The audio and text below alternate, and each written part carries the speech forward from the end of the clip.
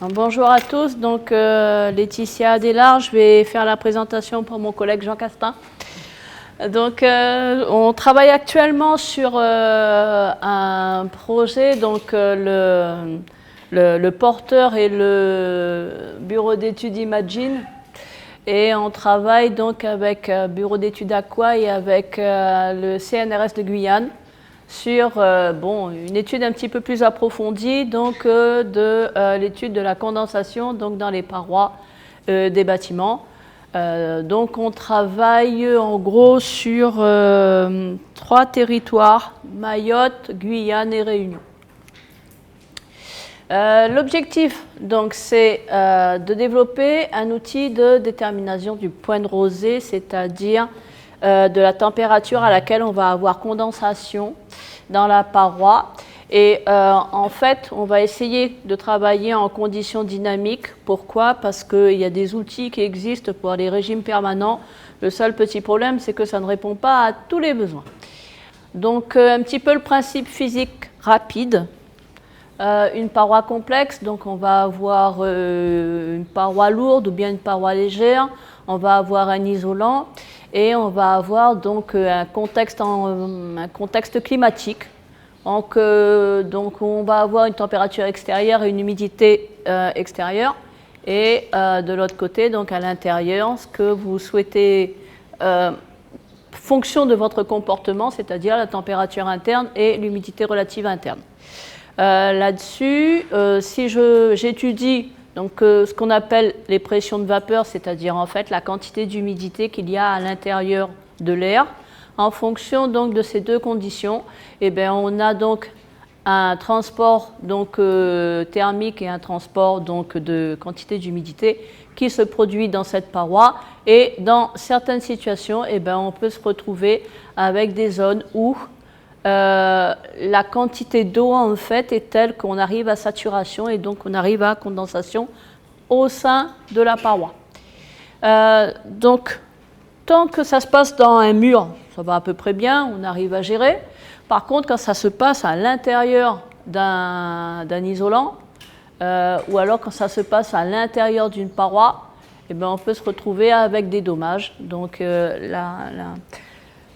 la principale problématique de cette étude, c'est d'étudier in situ et d'étudier en laboratoire quelles sont finalement les conditions à réunir pour que je me retrouve avec une condensation là, c'est-à-dire en plein milieu de la laine minérale par exemple, qui va finir donc par bousiller la dite laine minérale. Donc les petits points que vous avez ici sont donc des capteurs température-humidité. Et on va installer ces capteurs dans plus diverses configurations. Donc là, on a une toiture rampante, par exemple. Donc tôle, laine minérale et plaque de faux plafond. On va avoir donc ici une toiture de type comble, ventilée ou pas ventilée. Et pareil, on va mettre en place, donc là, j'ai parlé de ouate de cellulose, mais on peut également avoir de la laine minérale, ou bien alors tout autre isolant. Et donc on va avoir également donc, la mise en place de capteurs, ou même au niveau donc, des parois verticales, on va également donc, avoir ce type de configuration.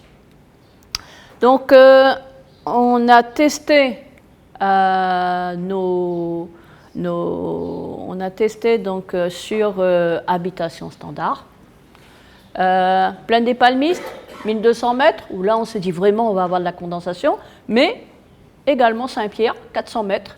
Et là, on se retrouve avec des situations de condensation. Il suffit de choisir le bon moment. Donc, diverses configurations de parois et un relevé des pathologies qui a été fait. Qu'est-ce qu'on peut avoir comme... Ah oui, également, comme on a les situations, on va dire, climatiques qui apportent une condensation, donc on a une petite enceinte climatique qui nous permet de simuler les conditions de température intérieure ou extérieure. Et j'ai une plus grosse enceinte climatique où là, je peux simuler, on va dire, les conditions extérieures.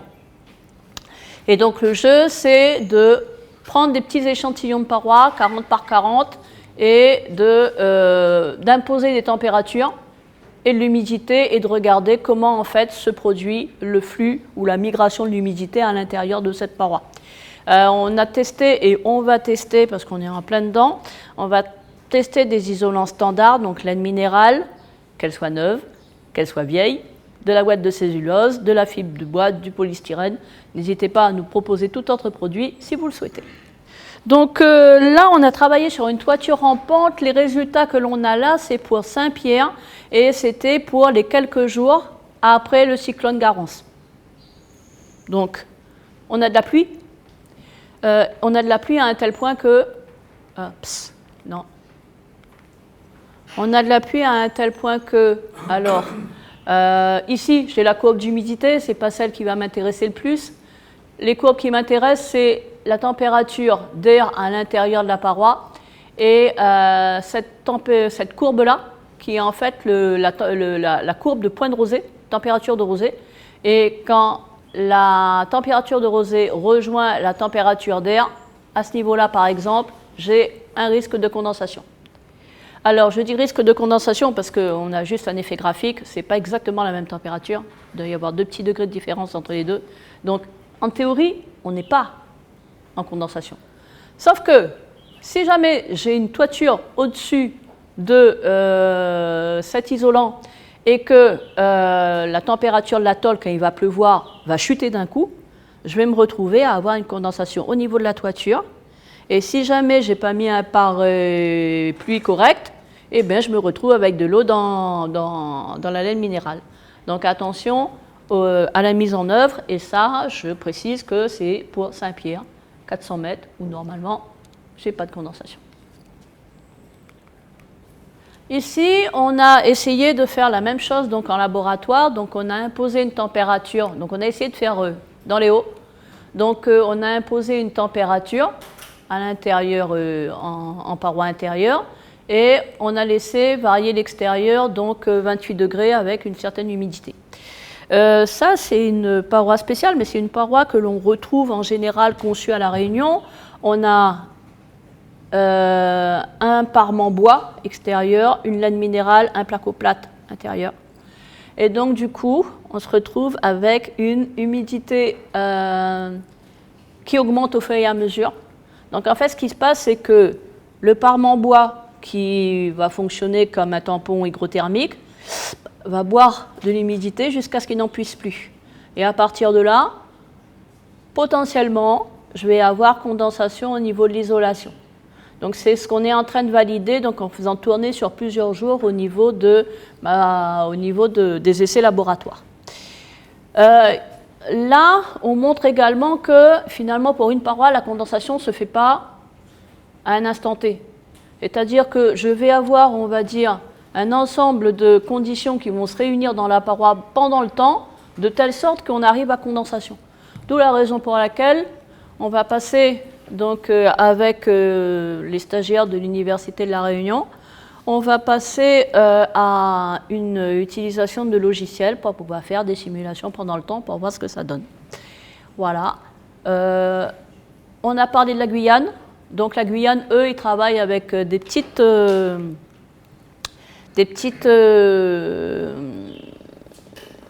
enceintes, on va dire, expérimentales qui vont promener dans divers sites en Guyane. Et pareil, de la même façon, ils vont regarder ce qui se passe sous la toiture. Ils vont utiliser une caméra pour bien montrer qu'il y a condensation à l'intérieur de l'isolant.